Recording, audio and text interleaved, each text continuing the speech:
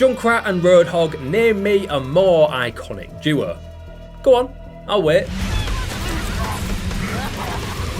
Okay, so maybe this couple of kleptomaniac card-carrying killers aren't the most functional or well-adjusted heroes in the Overwatch world, but at least they have each other.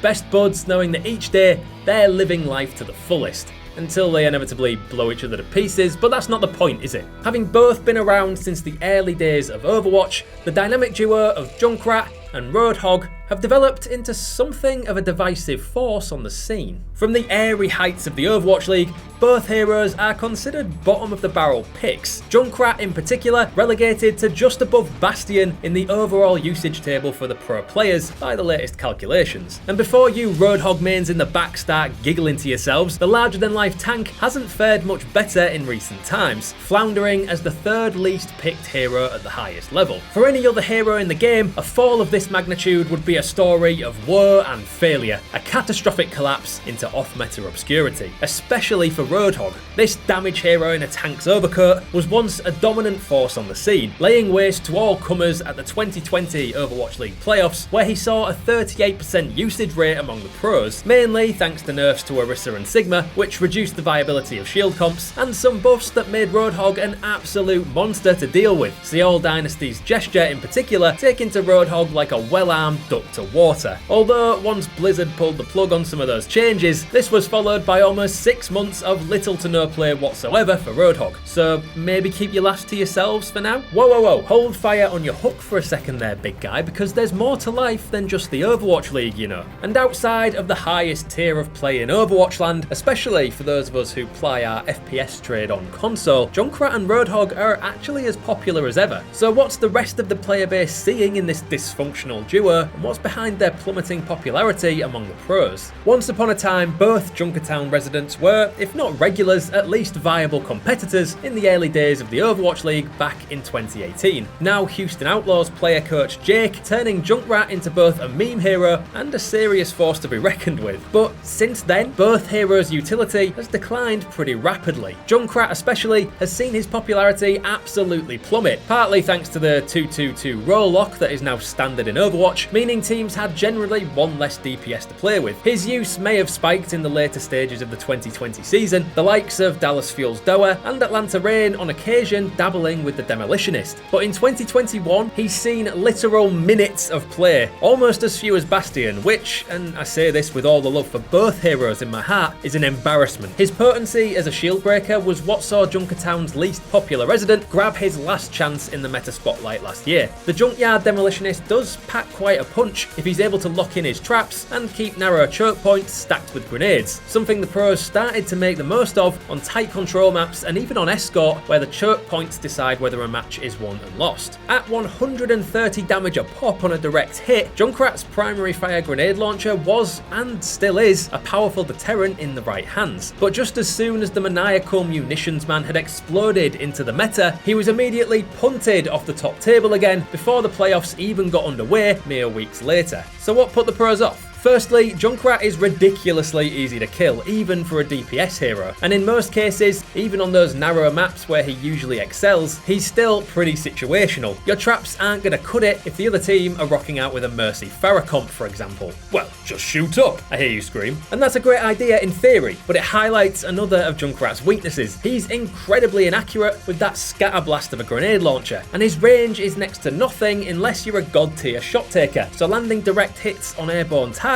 is a huge problem. And while you can use your concussive mind to propel yourself into the air and reach higher enemies, you're just asking for trouble and a one-way trip back to respawn. And once you lose that first gunfight on the choke, Junkrat's viability launches itself straight out of the nearest window. His ultimate is, objectively speaking, garbage. High damage is great, but given how easy it is to destroy it on transit, the fact it leaves you completely vulnerable, and that there are so many ways to survive it, Reaper's Wraith Form, Moira's Teleport, Baptiste's Immortality Field, it just doesn't have the same impact that it used to. He's also pretty slow for a DPS hero. I mean, fair enough, he's a leg down on everyone else, but it's not just Bastion who suffers thanks to clunky movement. This perfect storm of weaknesses and the fact that there are plenty of shield breakers who can can do Junkrat's job just a little better than him means Junkrat has slowly but surely continued to slide down the pick order, culminating in his worst competitive Overwatch League season to date. Again, we can hear you laughing, Roadhog fans, but your favourite damage dealing tank has hardly been anything to write home about either. Although in his case, the disparity between how much the pros hate him and the casual player base seems to love him is at least a little easier to explain. Roadhog is probably the most unique tank in the game, designed with a lone wolf playstyle in mind.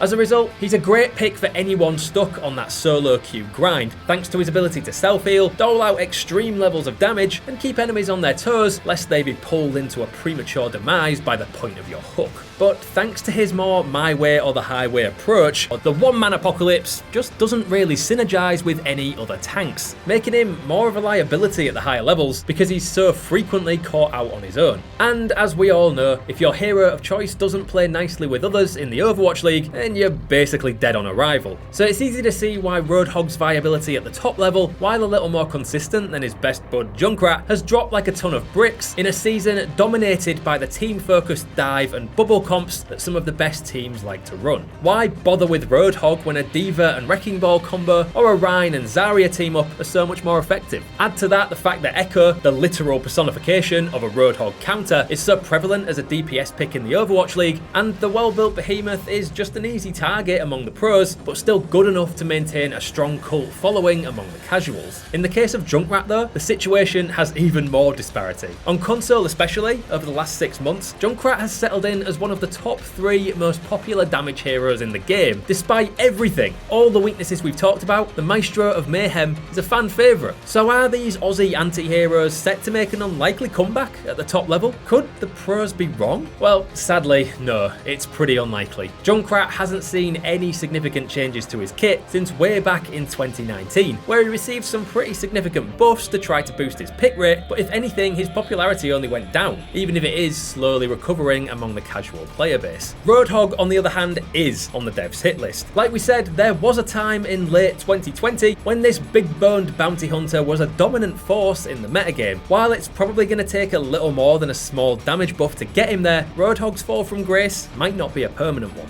And thus, for now, ends the tragic fall of Australia's most chaotic cutthroat criminals. Until Overwatch 2 finally receives its orders for deployment, the chances are this ragtag couple of hooligans are probably going to stay rooted to the foot of the Overwatch League, regardless of how popular they prove among the casual player base. Assuming, of course, that the ruthless Kiwi killer and unhinged Aussie actually make it into Overwatch 2, with one less tank per team once the sequel launches, and what looks like yet another DPS hero being added to the lineup with the addition of Sojourn. The most single-minded of tanks and most divisive of damage heroes might not make it out of Overwatch alive, but still, at least they'll have each other.